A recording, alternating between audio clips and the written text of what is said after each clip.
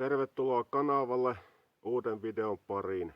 Tänään on aiheessa kokoontaettuva pokasaha.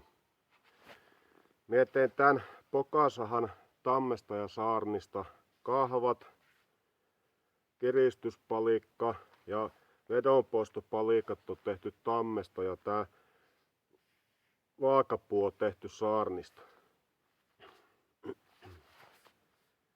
Tää on ihan standardin mittainen pokasaha terä, mitä saa rautakaupoista. Tää on edullinen huoltaa, jos terä menee huonoksi. Tän kiristysjänteen me on tehnyt parakordista.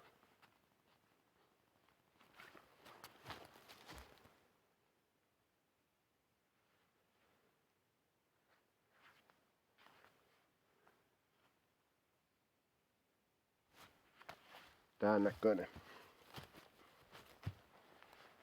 Seuraavaksi nyt laitetaan sit kuljetuskuntoon ja sitten taas kasataan tää käyttökunto.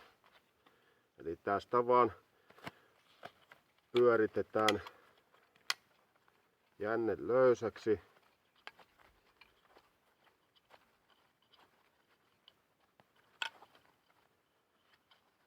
Saa pyörittää ihan löysäksi, kun kasaamisvaiheessa sit taas tarvii olla sitä löysää tuosta. Näin. Tässä on vaan niinku 2 irtonasta osaa tässä sahassa. Terä kääntyy tonne kahvojen nuriin.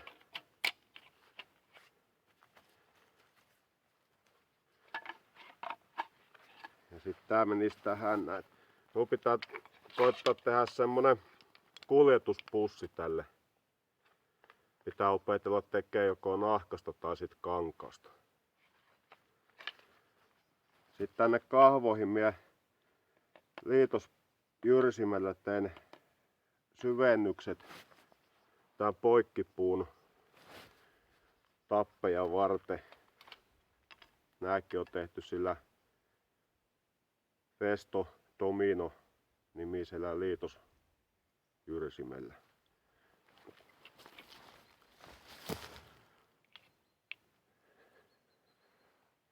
Tällä. Terähän menee niinku tänne uraan selkäpuoli edeltä. Jos se menisi teräpuoli edeltä, niin silloinhan ne piikit ottais tähän uran reunaan kiinni ja ajastaan se menisi huonoksi se puu sitten. Ja tälleen se pysyy hyvänä. No niin, kasataanhan sitten taas käyttökunto. Kahvat auki.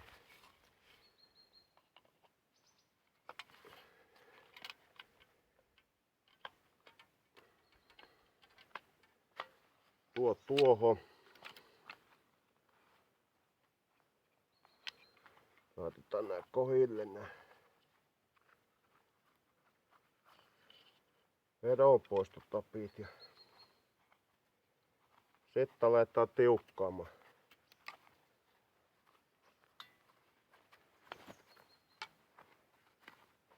Ja pitää vähän kääntää kun palikkaa, että se menee tuonne poikkipuu taakse.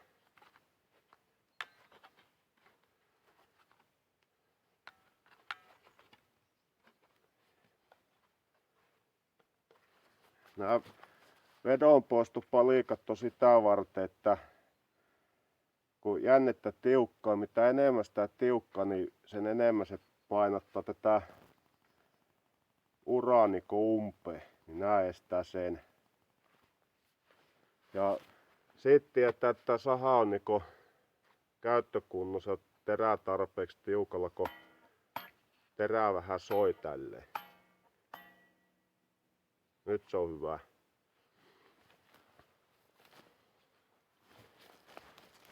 Joo, tässä on tää vedonpoistopalikka, niin ilman niitä niin tää alkas menee vähän tuolleen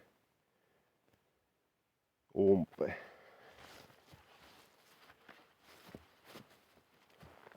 tän näköinen saha.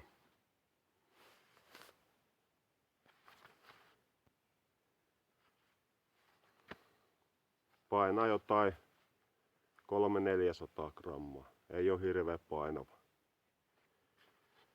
No niin, kokeillaanhan sitten seuraavaksi, että miten tää saha toimii käytännössä. Mulla on tässä pihlajaa, niin sahataan ekaksi tätä näin. Tää on ollut kaavettuna pari kuukautta, että tää on vielä märkää puuta. Kokeillaanhan.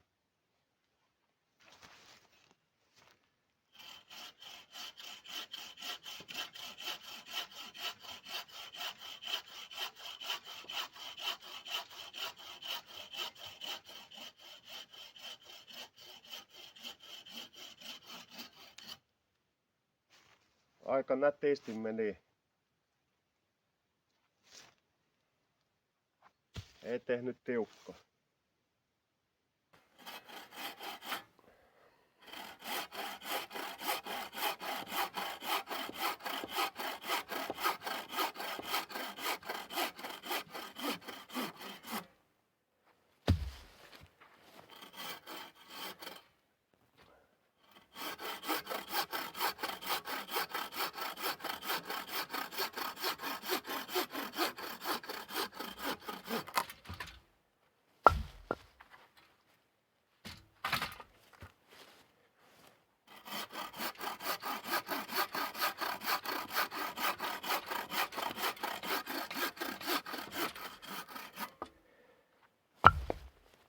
Tuolle.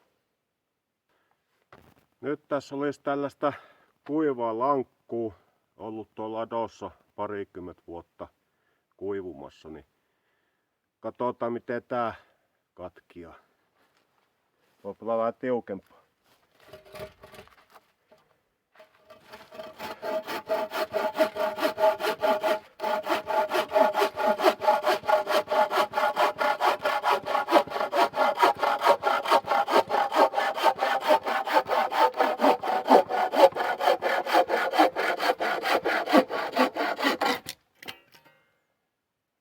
Ihan hyvin katkes tuokin.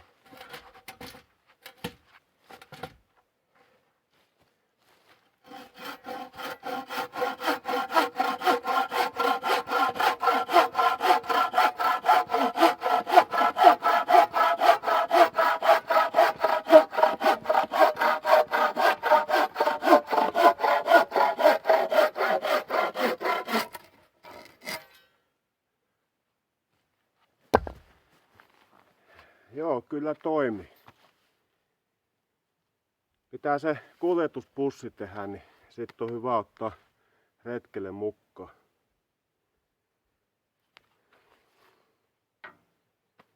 Näin. No niin, nyt on puut sahattu ja jatketaan.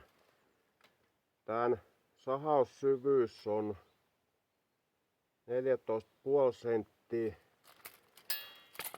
terän alareunasta tähän poikkipuun alareunaan.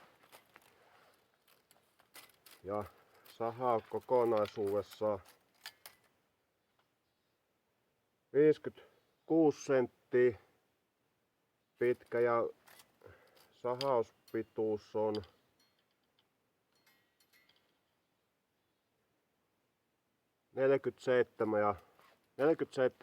senttiä. Ei täällä mitään tukkeja kaadeta, mutta tällaisia niin mitä tarvii yleensä sahata. Et sit jos on pitempi terä, niin kahvat on vastaavaisuudessa sit pitempi, niin sit saa sitä korkeammalle tätä poikkipuutakin. Ja täällä on ihan pultit ja nylok lukkomutterit täällä. Ne ei sitten itsestään aukene ne ja tipu johonkin hankeen. Periaatteessa niinku voi laittaa myös siipimutterit, että sit jos haluaa vaihtaa erilaista terää niinku nopeammin, niin silleenkin se onnistuu kyllä. Mutta joo, kiitoksia kun katsoit videon ja palataan ensi kerralla uusiin kuvioihin. Kiitoksia ja morjens!